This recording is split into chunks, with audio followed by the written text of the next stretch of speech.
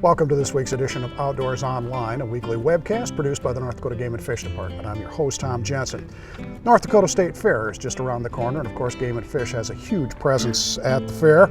My guest this week is Greg Gullickson. Greg is the outreach biologist for the Game and Fish Department here in Minot, which hosts the fair.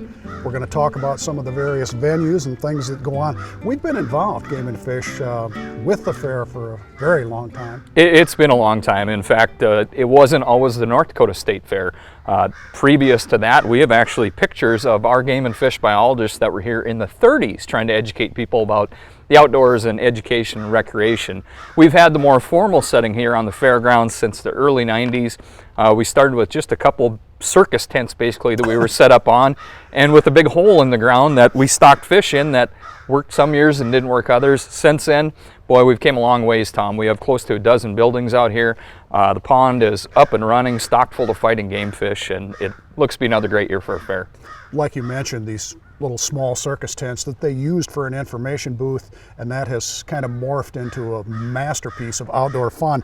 The Outdoor Skills Park is really a garden spot, as you can see, trees and shade and It's a destination for fairgoers. Out here on the midway or walking around down Machinery Row or through some of the commercial buildings, there's a lot of sunshine.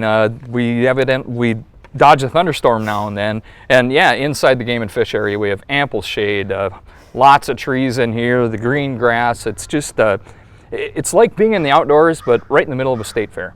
Let's talk about some of the various venues that we offer here. We do have something for pretty much everybody that's interested in the outdoors. First of all, let's talk about the hunting venue.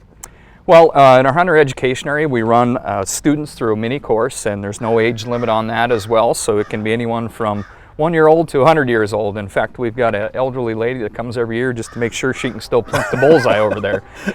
We run them through a miniature hunter ed course where we teach them a little bit about getting a sight picture on a gun, lining up those sights so that you know what you're shooting at, safe gun handling, the different types of firearms. It's basically just a small little introduction course to hunter ed.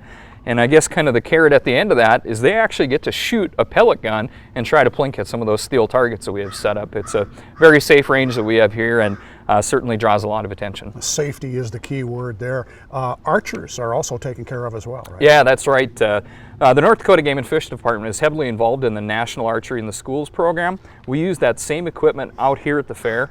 We let the archers run them through a quick little class on bow information, bow safety, the parts, show them how to properly draw the bow, and then they actually get to plink at some both round targets and some 3D targets as well. One of the most popular venues out here every year, and it's always a madhouse with kids, and really fun, is of course the fishing venue behind us. Yeah, the fishing pond certainly is very popular. We have displays of live fish that you can look at. We have a little pavilion that you walk through, learn a little bit about knot tying, fish identification. We have a lot of fish mounts in there, and different information on fisheries in North Dakota, whether it's aquatic nuisance species, how we develop certain lakes, contour maps. From there you move outside of that pavilion and actually get to go out on a casting dock and practice your luck trying to hit a target casting. Moving on onto the dock then, we kind of go back to the days of Andy Griffith. It doesn't get any simpler, the fishing that we do out here. It's a cane pole, a hook with a little bit of worm on it, a small split shot, and a bobber. And yeah, the fish are... And a lot of hungry fish. And a lot of hungry fish. And so far, even in the days leading up to the fair, boy, there's been some really good fishing action. And hats off to our fisheries crew for providing that great fishery that we have up here. The trappers and fur takers aren't left out either. That's right. Those that are in the fur bearing industry, they do a lot of education on how to trap different species, some predator calling, and then identification of different types of traps and what you'd use that type of trap for. They have a wide variety of fur bearers, I think pretty close to 3 dozen different fur bearers that you can identify. You can even take home a little scrap of fur and some fur bearer identification cards. You took a big hit here in the flood of 2011. You took that time to actually become resourceful. You took an old building that we had, revamped it, made it into a really nice information booth. You're right, Tom, and you know, we, like many in the Minot and the Souris River Valley, we took a negative and made a positive out of it. The whole fairgrounds, the whole area, especially the conservation park, really got spruced up after that. We did acquire a new building, a new little chunk of land out here out at the fairgrounds. we've now turned that building into a 4 seasons building. So once the fair is done, it's not just that we pack up everything and go away. We still have wildlife club meetings. Several different groups utilize the pond, whether it's 4-H, Boy Scouts. We've got a pretty strong presence of wildlife clubs in the Minot area that have their meetings out at that new building. And it also serves for our east information cabin during the fair. We still have our west information cabin when you come in from the west gate. So it offers a place for people to visit with a game and fish biologist on either end of our area. So, and that's a really popular thing. We really get a lot of good questions. We get a few pats on the back.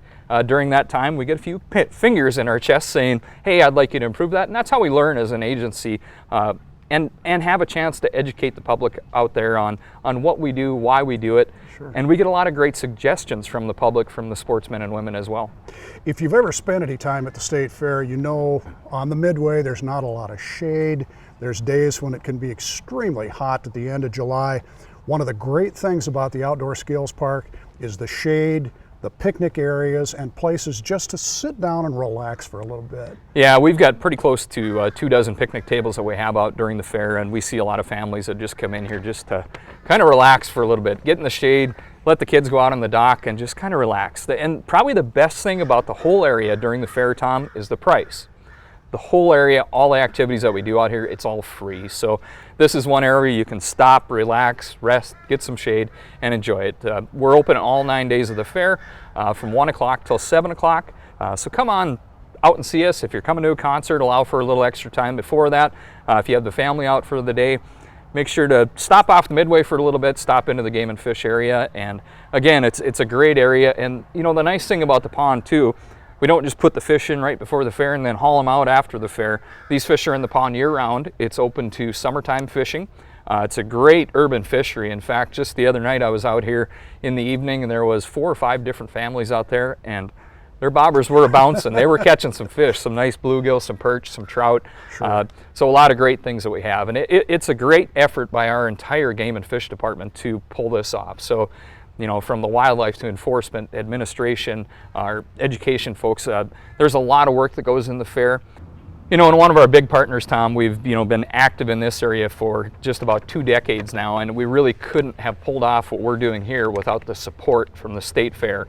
Not only the State Fair board that is comprised of members from across the state, but the State Fair staff, maintenance workers to the assistant manager, Craig Rutland, and of course the manager of the State Fair, Renee Korsling.